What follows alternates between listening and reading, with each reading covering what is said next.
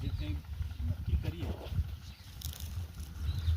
એ વસ્તુને પછી અડગ રહીને નિભાવવાની. એક જણ કોઈક કે ભાઈ ચાલો હું મારી સગવડ છે એટલે હું કરી દઉં, બીજાને નથી તો પછી એને જોઈને બીજો બી વિચારે બદલે તો હું બી કેમ નહીં કરું. આપણા જે અત્યાર સુધી જે નવા બધા જે નિયમો બનતા ગયા એકબીજાની દેખાદેખમાં બનતા ગયા. એની પોતાની ઈચ્છા હોય કે ન હોય, પેલાને એમ લાગે કે પેલા જોડેવાળે કર્યું એટલે મારે કરવું પડે.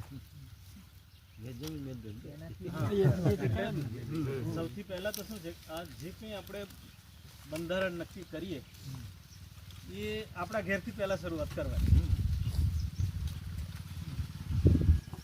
એમ ના કહેવો જોઈએ કે ભાઈ ચાલો પેલાને ત્યાંથી પહેલા ના પાડવા જઈએ એટલે પેલાને એમ લાગે કે એને ત્યાં તો થવા દીધું તો મારે ત્યાં ના પાડે.